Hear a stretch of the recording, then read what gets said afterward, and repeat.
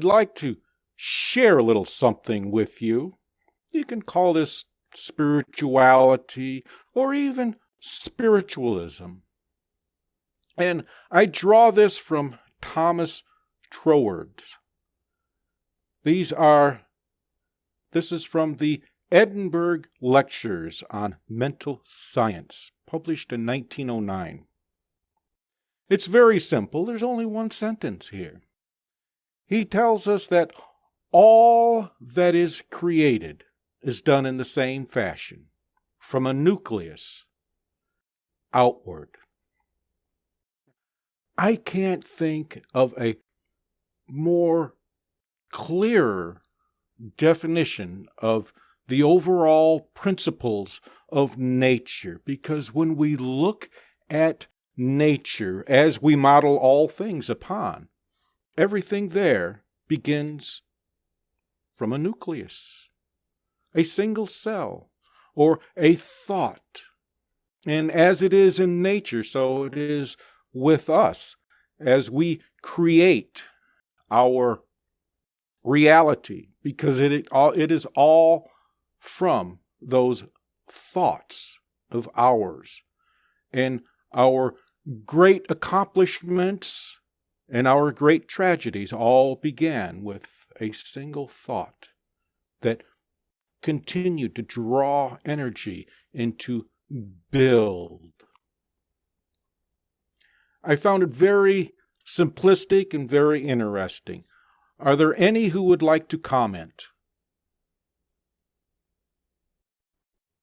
I would like to thank you for allowing me a moment to share that. And now I present to you our Reverend Thomas, who I'm sure will leave us with nuggets of valuable wisdom.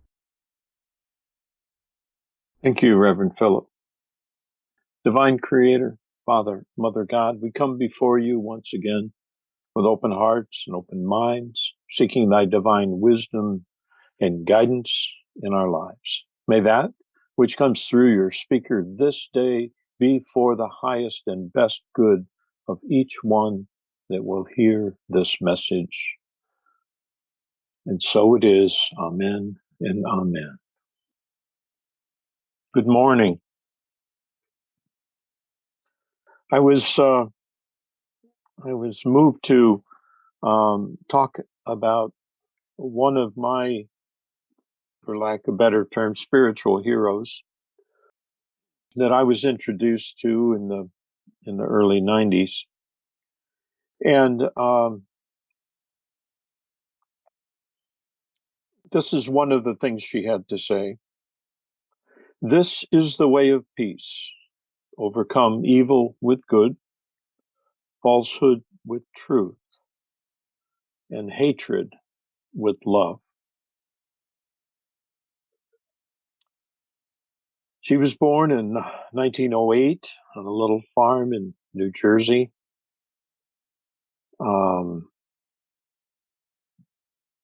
And her biography says she enjoyed the flapper era.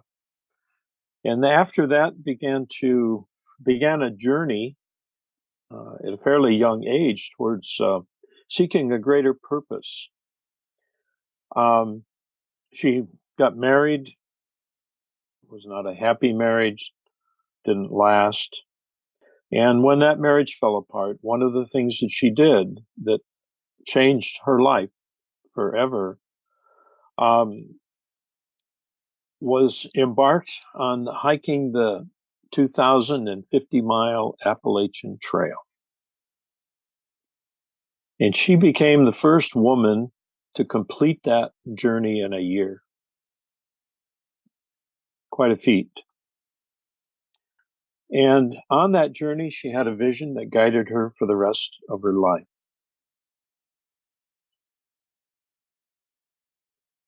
She spent the next 15 years exploring her inner spirituality, going through a lot of transitions. And at the age of 45, she relinquished her name, her possessions. And She adopted a new identity and called herself Peace Pilgrim because it identified her purpose and not herself. And for the next 28 years, she walked on a mission for peace. And during that time, she definitely completed 25,000 miles walking for peace. And that's when she quit counting. Others have estimated that it was over 43,000 miles that she completed in the remaining part of her life. Now, those sound like huge numbers to me. And of course, I had to fact check or at least check things to see if there's any logical basis to that. And it comes down to 1,500 miles a year as an average for those 28 years, or 4.2 miles per day. So it's certainly a reasonable, within the realm of possibility kind of thing.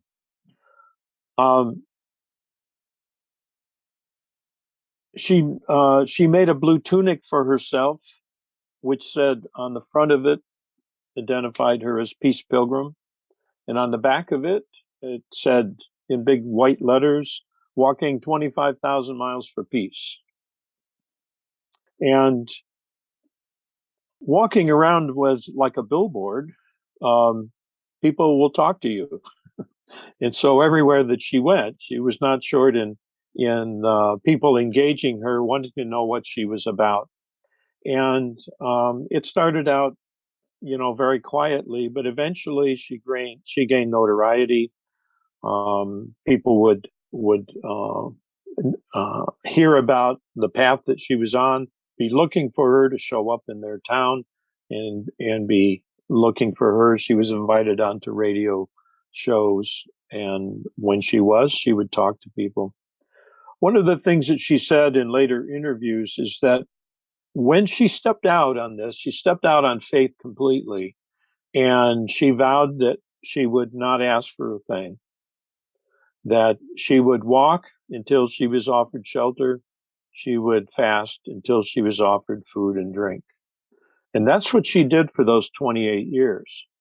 And she said that she never went a night without a place to sleep, and she never went hungry or thirsty.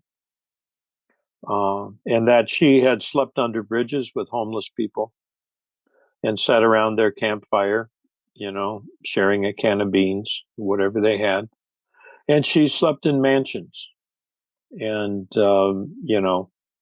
and dined with people that ate very extravagantly.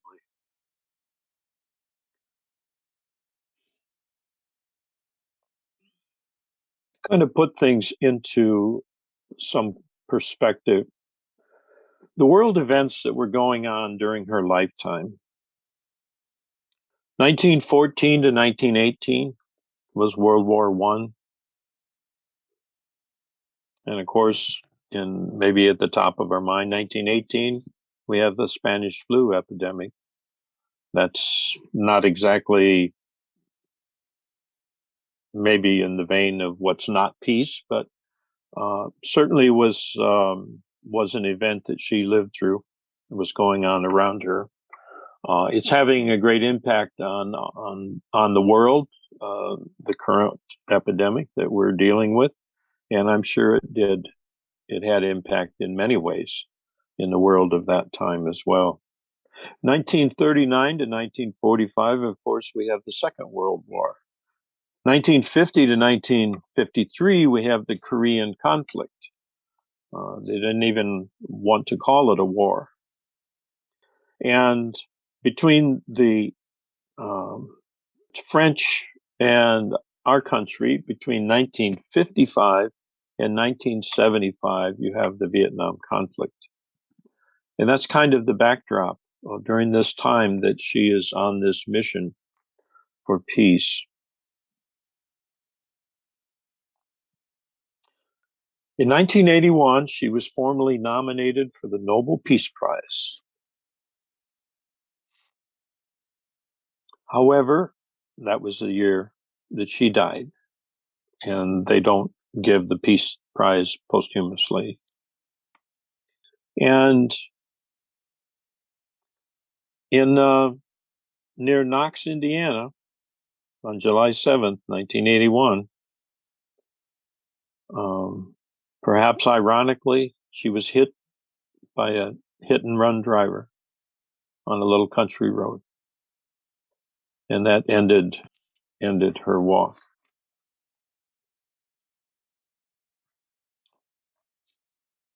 Let me share some of her wisdom. This is called the 4 preparations.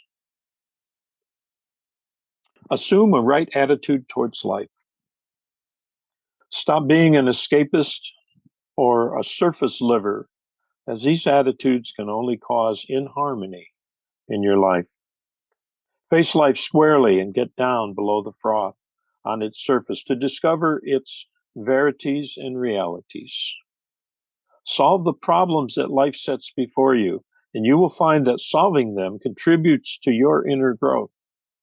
Helping to solve collective problems contributes also to your growth. And these problems should never be avoided. Live good beliefs. The laws governing human conduct apply as rigidly as the law of gravity. Obedience to these laws pushes us towards harmony. Disobedience pushes us towards inharmony. Since many of these laws are already common belief, you can begin by putting into practice all the good things you believe. No life can be in harmony unless belief and practice are in harmony. Now, what I find with this, and what I hope you find, is new ways of saying what we have been studying. Reverend Philip likes to call them the nature's laws or the natural laws, and that we learn from those. And what I see in this is that's exactly what she's talking about, paying attention to that. And it gets down to where the rubber meets the road, that, it's not some esoteric journey. It's right here among the grit and the dirt of living your life and the stuff that's going on, and what we each can do to make the right choices with whatever's going on in our life, because we've got it. It's right there before us. We don't have to go looking for it. Find your place in the life pattern. You have a part in the scheme of things. What that part is, you can know only from within yourself. You can seek it in receptive silence. You can begin to live in accordance with it by doing all the good things you are motivated toward, in giving these things priority in your life over all the superficial things that customarily occupy human lives. Simplify life to bring inner and outer well-being into harmony. Unnecessary possessions are unnecessary burdens. Many lives are cluttered not only with unnecessary possessions, but also with meaningless activities.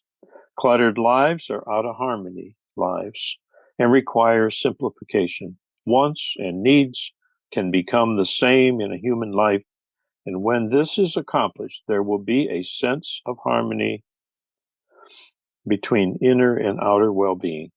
Such harmony is needful not only in the individual life, but in the collective life too.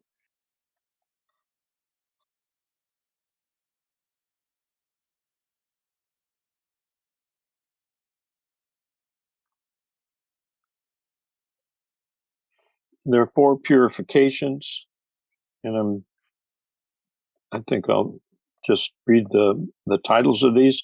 Purification of the body temple, purification of the thoughts, purification of the desires, purification of motives. And that last one is obviously your motive should never be greed or self-seeking or the wish for self-glorification. You shouldn't even have the selfish motive of attaining inner peace for yourself. I thought that was quite revealing.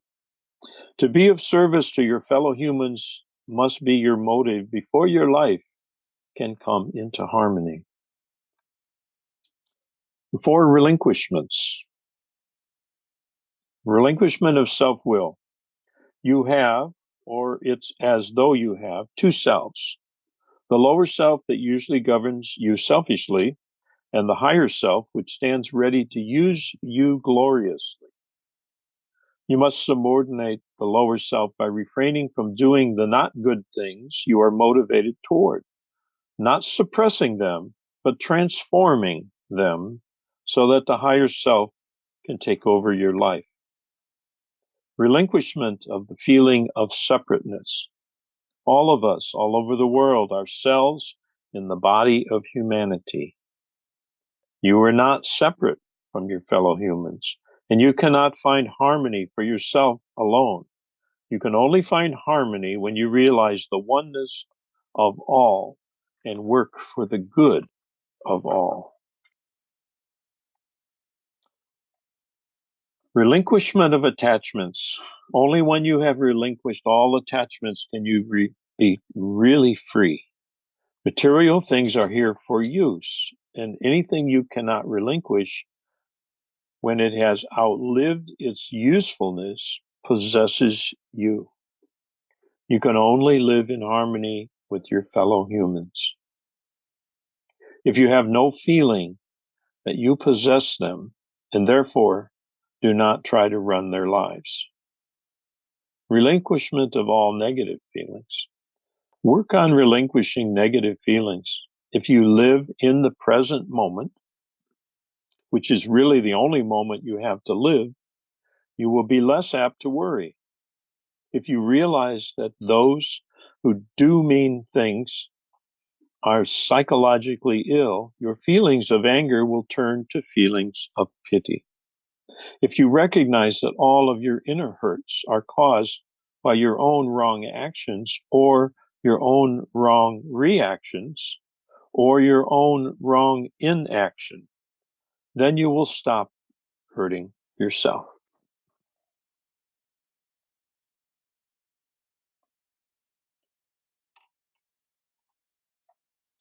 Her life seems to be a demonstration of a master.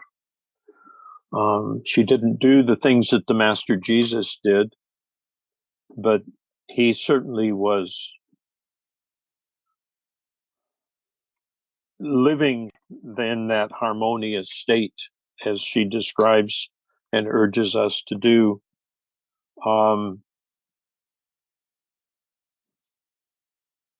She didn't, become world famous. She was somewhat famous for a few years.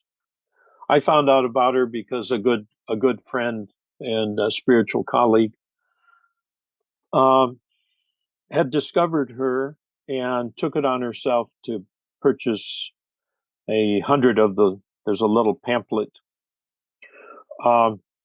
Anyway, my friend Lily would buy 100 of these little booklets and hand them out each year, try to give them away to people. And I was one of those people that she handed one of these to. And I still have it somewhere, but I now have a digital copy of it, having her the words Peace Pilgrim come to me in a way that I needed to pay attention again and go through all this material again, because it speaks to me and I have my own work to do. But one of the stories about her, and you'll see that most of the pictures, she is a very matronly looking, white-haired, kindly grandmother looking figure, which most of those pictures must be towards the end of her life. She was 73 when she died, but she started that journey when she was 45. And I'm not exactly sure when in that time frame this story happened, but I tend to think it was probably earlier in her time frame, in the younger end of that spectrum. She was walking on a country road, and a pickup truck pulled up and offered her a ride. And as she recounts the story, she could tell that this person had ill intentions. She accepted the ride with this man, and as they drove away, at one point, she put her hand on his shoulder or his arm, and she said to him, she said, "I am so pleased it was you that gave me a ride. I feel so safe with you." And she proceeded to take a nap. When she awoke, the truck was parked in a secluded place, and the man was sitting over in the driver's position, just looking at her with a strange look on his face. And when she inquired and spoke to him, he responded. He said, "I had very bad intentions for you. And as hard as I could try, I could not touch you." And that man had a transformation that day. And while she was anywhere in where he could drive to, he followed her around as her protector.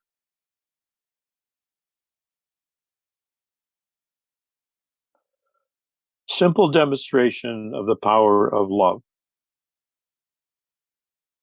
over the absence of love.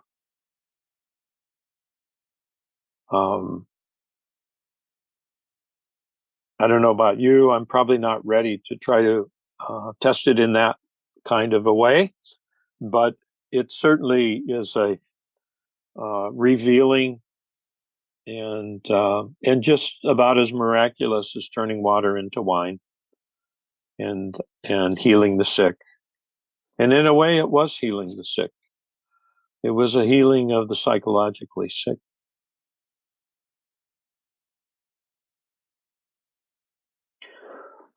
If, like me, you began to relate to other things that you have studied, natural laws and things that we talk about with other language, shows up for me in the way that this is described. But it's described in her words, and she has a very, very beautiful universal way that she approaches things. It's not religious in any way. It is totally spiritual, and I mean that in the sense of that spirituality is the universal um, result that religion should bring you to. It is the commonality. It's what is common about all of that. And loving and caring for each other, and being in the present moment and being at peace, and how that energetically transforms people around you and all that you do. Living in the moment. Not the first time we've heard that. That's where the power is, and paying attention to where our energy is flowing. If we're caught up too much in the past, a lot of energy is there. If we're too worried about the future, that's where our energy is going. And what we have left over is what we put into the present. And all of the masters seem to lead us to putting all of our energy into this moment is the key. And that idea of responsibility, that the energy we're putting out is determining the experiences that are coming to us. And yes, there's a lot of other factors involved. It's more complicated than that, but we can't fix that. We can't change that. We can only change our part in that. And that's why the focus is on what did I do to help bring this to me? And that's empowering to accept that responsibility, to that the things that, particularly the unpleasant experiences that we've had in our life, that we call those to us in some way. And as we search for the reason, what this experience could potentially, what kind of transformation can this experience bring for us? I feel is when that comes full circle and suddenly makes sense. And it's like, okay, as horrible as that was, maybe it was worth it because of this result that finally has blossomed out of all of that. Kind of like taking a pile of manure and growing tomatoes. I'm going to end with this and open for comments and questions, please.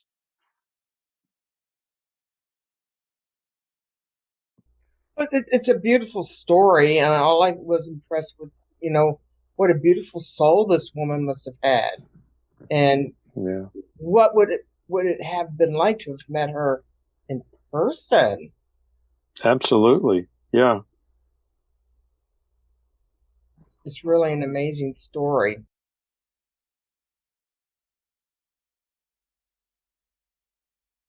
And Sharon, what are your thoughts? I think I need to Google her and kind of look a little bit online and see what I can find out about her. Yeah, she certainly, well, I guess the word brave comes to mind, because to do those things, you have to be brave. But having said that, you also have to trust. And I don't think you can do what she did without trust. Because every day she walked, like you said, she never went without a meal, and she never went hungry, and she always had a place to sleep. And she accepted those things in whatever vein they came.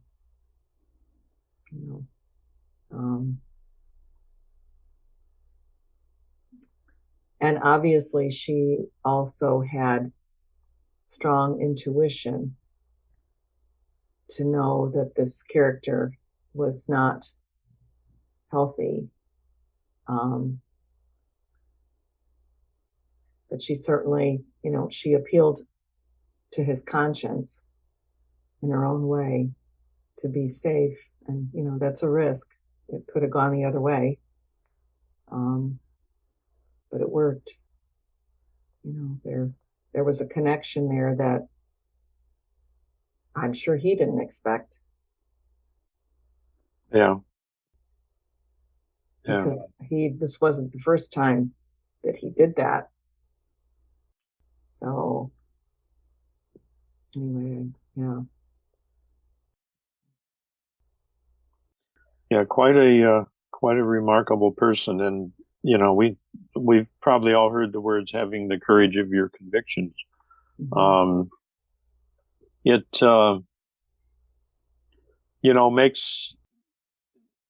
makes the courage I've had for my convictions seem pretty puny in comparison. It's humbling, but it's also inspiring, and it's and it's encouraging. And some of the most powerful things about transformation and spirituality are just really familiar, not unusual, not strange and distant. They're just right here at home. And that's one of the things that strikes me with this. We talk a lot about it being an inside job, that's said about happiness and it's said about, personal transformation, but it really is an inside job. It's one of the things that I was impressed with doing a fire walk was that I thought we'd be in some, elevated, transformed kind of a state, and it was not that at all. It was very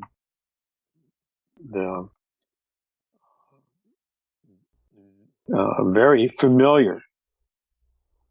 It was, basically letting go of the fear. And that wasn't a huge thing. It was a small shift, and it worked.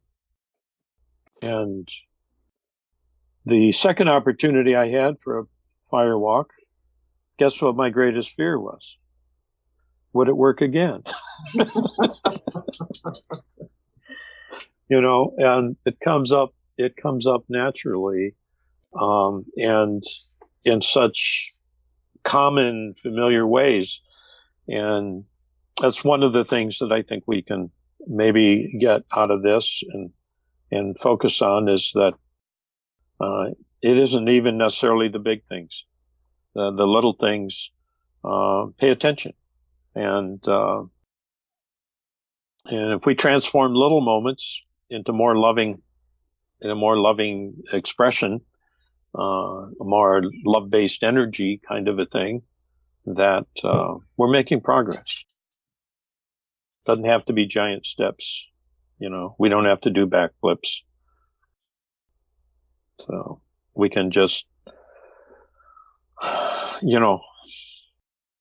maybe smile at a stranger that's being rude, and mean it, and feel good thoughts for them instead of wanting to punch them in the nose.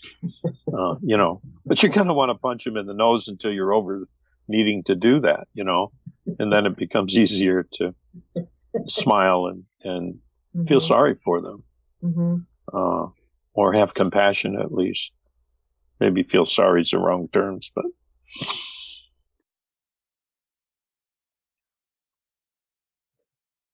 You kind of run into that on a daily basis. But anyway, yeah.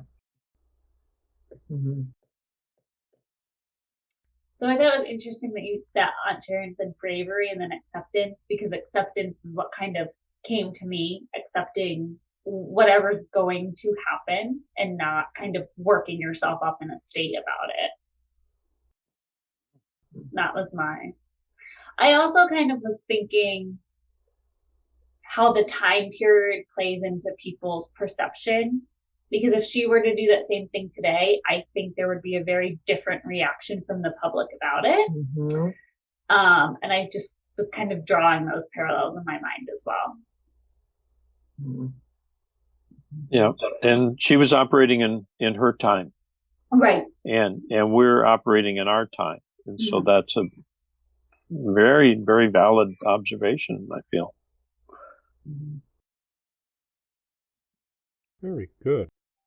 She was a demonstration of empowerment, because with acceptance,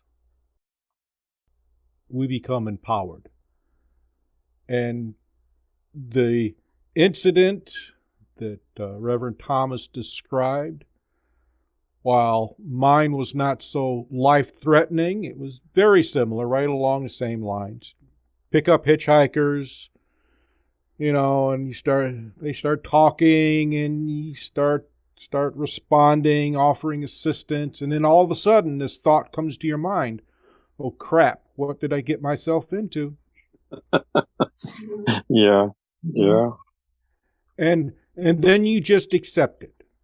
And once that acceptance is there, the sensation is indescribable, but it's empowering, because with acceptance, there's no fear, there's no hatred, there's no worry, there's no frustration. There's only curiosity. Any last words to wrap this up, Reverend Thomas? Well, in comment to your hitchhiker thing, I suspect you, like me, don't usually pick up hitchhikers. But when I do, I've been inspired to do so. And I'm going to go out on a limb and guess that that's kind of what happened there. And then what you described was the brain taken over and the second thoughts about, oh crap, what did I get into? But initially you were being guided to do that. I'm going to guess that happened for me one time. Turned left instead of right. I'm heading back to Florida, and then as I realize the mistake, it's going to add 15 minutes or so to my drive, maybe half an hour, if I continue this way. My attitude at the moment was, isn't this interesting? I wonder why I did this.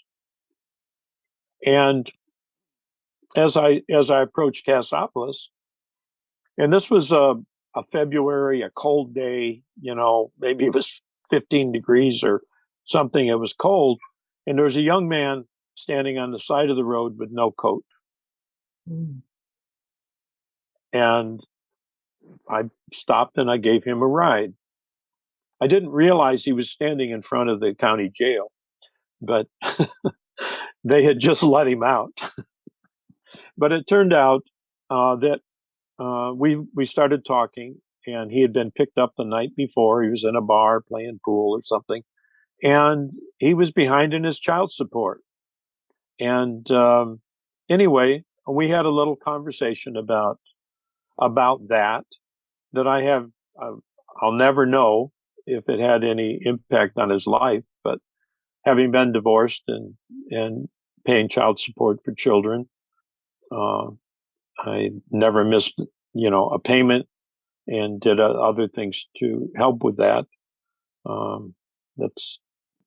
That doesn't make me a great guy. That just means I was doing the basics, the right thing, And so anyway, I had a perspective where I could share some things with him from my personal life, and he was in a mood to be listening. It was I had his attention. And maybe for those few minutes, freezing in the cold with no coat, was what it took to get his attention. But it just felt like it was just very simply guided, and I was just doing what naturally one could do in the moment. Wasn't a big earth shaking kind of a thing. It was just real natural, real comfortable.